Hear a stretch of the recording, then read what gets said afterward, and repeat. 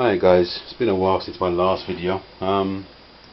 Life has a habit of taking over, particularly with two children.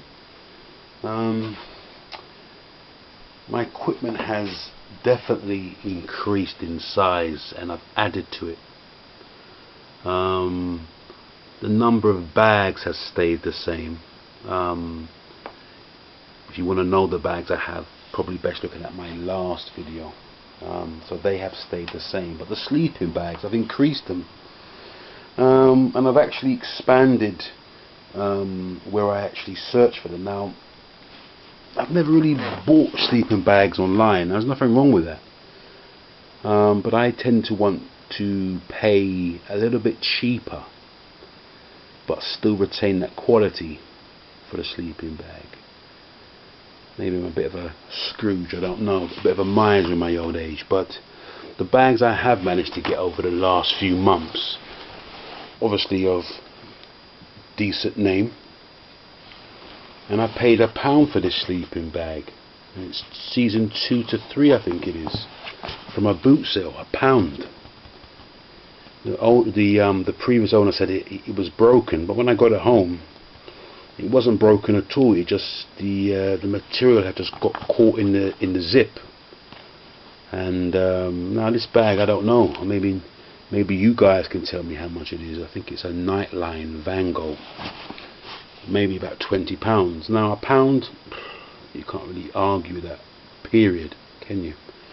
This one here, it's not the same sleeping bag I had. It's the same compression sack, but it's a red sleeping bag inside there. He wanted £2 for that, and it's a thin sleeping bag, but with a bivvy on top and a wool blanket, you're gonna be pretty warm, I would have thought. Lower temperatures, you may feel it, obviously. This little sleeping bag here, again, very thinnish, about 1 to 2 tops, sleeping bag with bivvy on top, wool blanket. I think you'll be pretty decent. This one here, sleeping bag, the Caramore sleeping bag inside here with the bivvy on top, in my last video. So I've increased the number of sleeping bags to 4. With a family of 4 including myself, I think we're all pretty much covered here. If I did see a sleeping bag that I wanted to buy that was reasonable, did a better job, I would certainly want to buy that and replace either one of these bags. My tents, I had this tent before. It's a Tesco's tent, size 2 to 3 man. It's pretty big, but the only problem is it's orange and yellow. Now, you know, if you put that in a woodland scenario, you're going to stand out like a beacon, aren't you? But it was before I took any of this stuff seriously. But I would definitely look to replace that. So I've managed to find this at a boot sale, the Eurohike Backpacker. I think that's probably a good 1 to 2, but you would have to be very friendly with the person if you were going to put 2 people in there. I'm 6'2", probably about 18 stone, and it will do me, let's put it that way. I managed to get this pair of binoculars. Now, the first time I went to the boot sale, he wanted £25 to £30. Now, I'm not sure of the name. Maybe one of you guys would know the make and the name and so on. But when I first went there, he wanted £25 to £30 for those.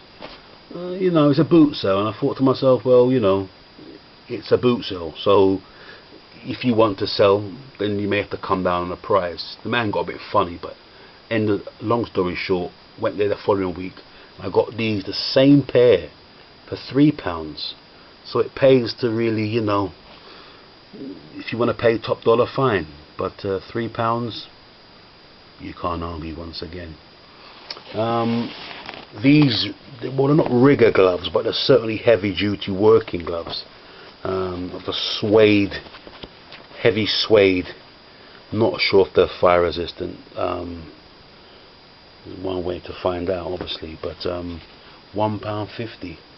So what I'm hoping to show is that you can bulk out your preps and your equipment relatively cheap. So you know, it's best to look around and, you know, haggle if you're that way inclined, or, you know, just to really have a look around. This bag here is full of food, so a lot of pot noodle or super noodle type things, and there's some ready porridge in there, some noodles, and some coffee here, some tea and milk, UHT milk I think it is. It's here, full of sugar. So, and here is more milk and food and stuff. I managed to get this as well, which I needed for the Hexi stove, because I tended to use the Hexi stove. I don't mind it. It's, you know, for all of you who have used the Hexi stove, you know how easy and simple that is for a beginner. And I still look at myself as a beginner, obviously, and I think we all are in some way. We're still learning every day about this prepping philosophy, if you will. So I still see myself as a beginner, but I wanted to get a it's like a shield, wind protector, and it does work pretty well. About £2, pretty flimsy off eBay, pretty flimsy, but you know what? It does the job. It does the job. £2.50 from China. Waited about a week tops, and it came, no problem. I've seen some of your videos with this, with the fishing kit. I'd like to know how it works in the field. I'm not a big fisherman. Never really been fishing. I think it's about time I do try it, obviously, with having one of these. So please let me know your thoughts about this. Any suggestions would be helpful. I had this old knife. It's nothing fancy. I've seen some of your knives on your videos, and they're very fancy, but this is a working knife, so you can certainly bash it around, and it will, you know, it will keep its shape and do a good job. I also acquired this.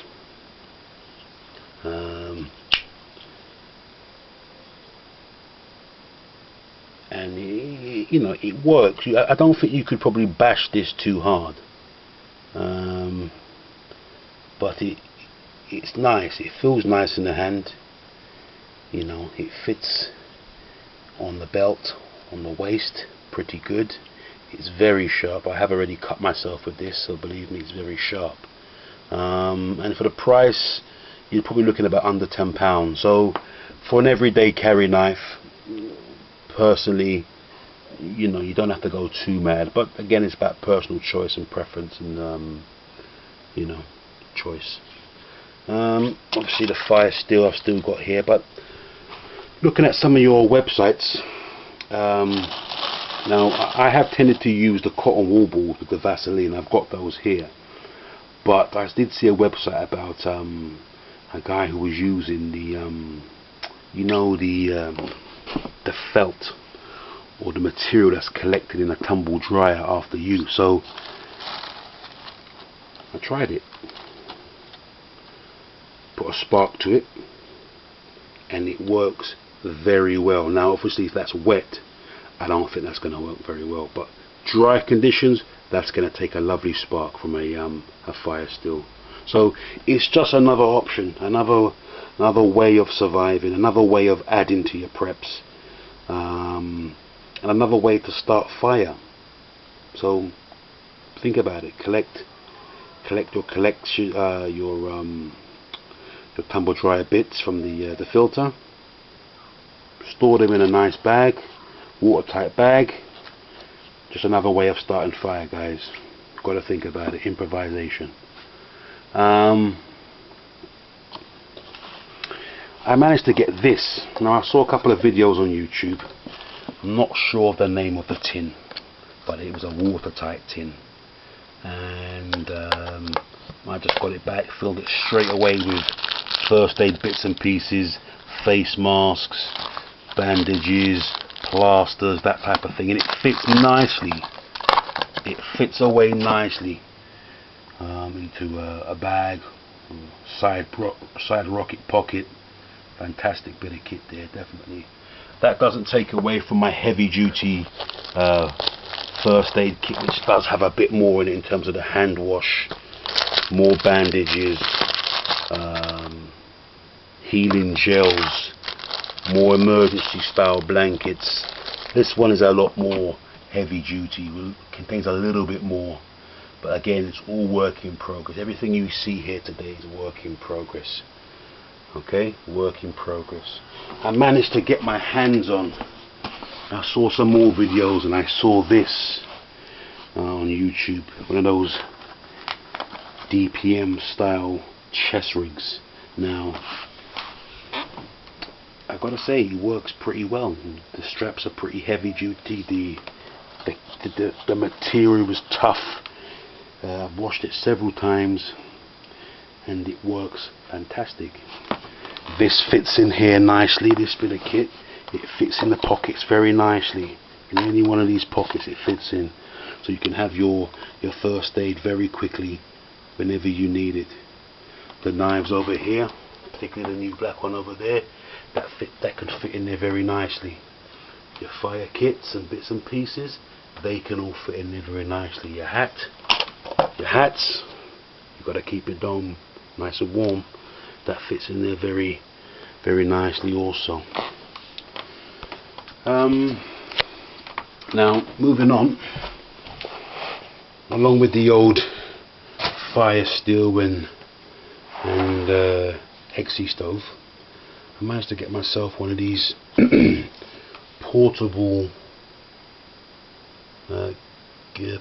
gas stoves. Now I saw it online. I saw some prices between £20 and £15. I picked this up personally from a retailer on eBay for £15, including 4 refillable or 4 gas canisters, butane. Now if you want me to do a video on this, I can. It does work, and it's just another way to keep yourself fed in the field, or should anything happen in terms of electricity, which we do rely on heavily here. We have everything electric here. We have a cooker electric, and if the electric supply goes down, you know there's going to be a problem here. It's just another way of adding to looking after yourself. I will more than likely get another one of these just to kind of make sure. Family of 4, which we are. 2, safe bet. If you want me to do another video on these, or a video on this, I'm happy to do it. I haven't cooked on it as yet, but I certainly fired it up, and it does exactly what it says. I think if you put the mesh tin on top of that, that's gonna do just fine. Frying pans, they seem to work perfectly well as well. Alright, yeah, so any questions, any thoughts or improvements that you'd like me to add, or to suggestions you'd like to make, please feel free. Drop a comment in the box below, and I'll see you. Bye.